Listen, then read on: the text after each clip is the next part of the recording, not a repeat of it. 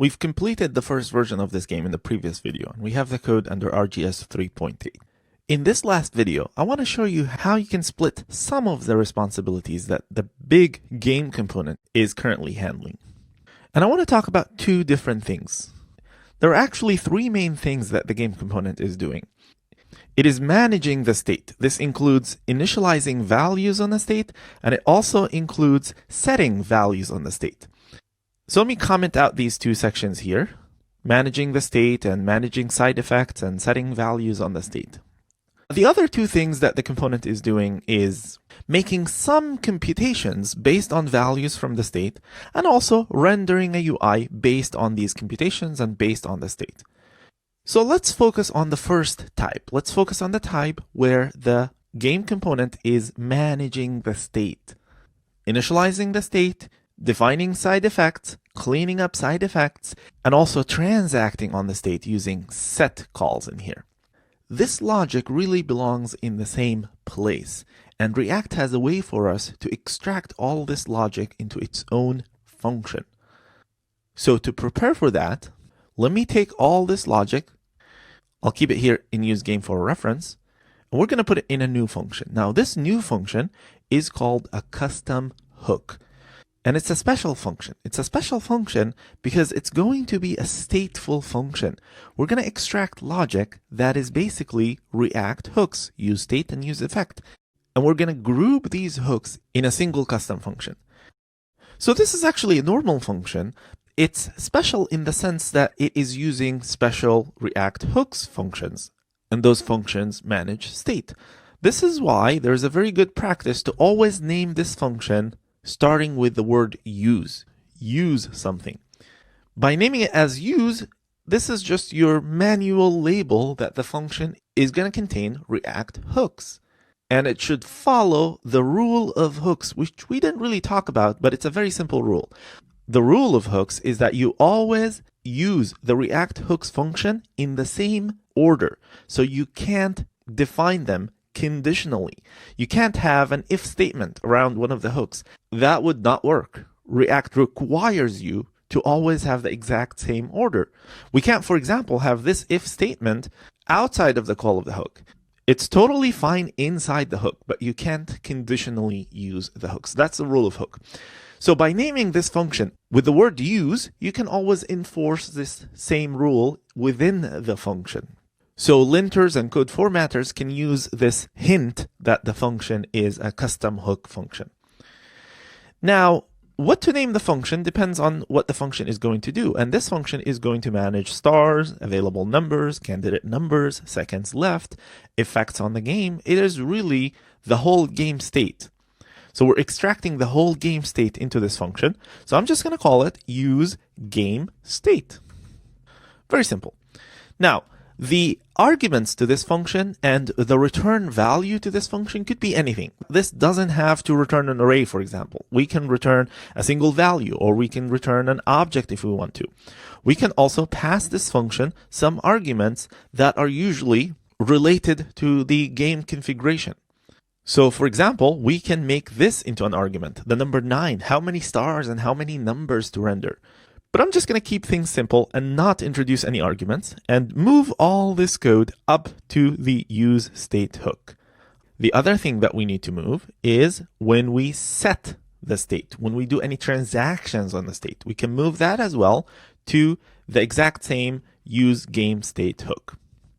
And let me uncomment everything in here and start thinking about what we need to do here for this section of the code. So we know that this section of the code needs to be invoked when we click on numbers. This is a good candidate to make it into its own function within the use game state hook. We can call this function set game state.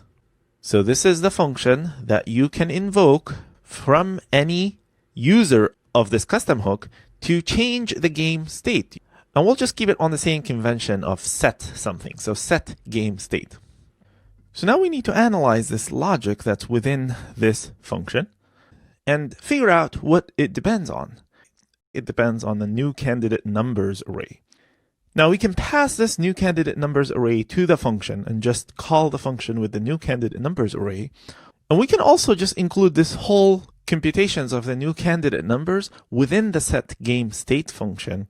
But I think it's okay to leave this here and just invoke the new setGameState function with the new candidate numbers array as we've designed it here. So now think about what we need to expose from this custom hook. What does the game component need in order to render itself? Because we could also think about including more logic in the custom hook. For example, we could include some computation logic in the custom hook. And it really depends on what the return value from this component is. What does it depend on? It depends on the game status. That's one. It also depends on the number of stars. And it needs the seconds left. And it also needs access to whatever is inside the number status function, because this function is also part of the UI logic. So it needs access to the available numbers and it needs access to the candidate numbers. So all of these state elements needs to be exposed to the game component. We definitely don't need access to the updaters anymore because all the updaters are within that single setGameState function that we've designed. So let me return an object right here from the new custom hook that we're writing, the useGameState hook. Let's return an object, and in this object, expose the things that the game component needs. It needs the number of stars, it needs the available nums, it needs the candidate nums, and it needs the seconds left. And it also needs access to the setGameState function that we've designed in here. So now, this custom hook is the state manager. It manages everything about state. It initializes the state, it initializes the side effect, and it gives us predefined behavior to transact on the state. So anywhere I am using state in the game component, I could just use the elements that this new hook is exposing for me. So in here, we can just call this useGameState function.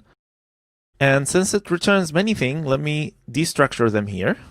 We'll read the stars, the available numbers, the candidate numbers, the seconds left, and the setGameState. And now everything will work the same because we've destructured these elements into the local scope of the game component. So no further changes needed to all the computations.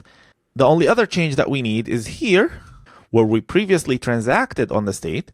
We now just need to invoke the new setGameState function. And we've designed it to receive a list of new candidate numbers. So we can just pass the new candidate numbers in here to have the game state work with that. Okay, so quick review. We have created a custom hook. It's a function, and this is not how you define a function. So here is an arrow function. This is the useGameState hook. This hook is going to manage the state for us. It will initialize the state and it will give us a behavior to transact on the state, and then just gives us everything ready in a single place. We use these elements out of the custom hook and then continue to use them normally in the game component and do the computations on these elements and use them to render a component. And things will just work. Let's make sure that we don't have any problems. Looks like things are working fine and the game is playable as is. I'm going to let the timer runs out and make sure the game over in that case. Play again and try to win the game this time. 7. What do we do for 7? 4 and 3, and then 8, and then 6, and then 9. Timer stopped and the game is won. So if you look at the game component now, you'll notice that it is a much smaller component. It only reads values from a custom hook. It has a few computations, including a function to do some computations. It has a single behavior that determines if the number click should actually place things on the new candidate numbers or not.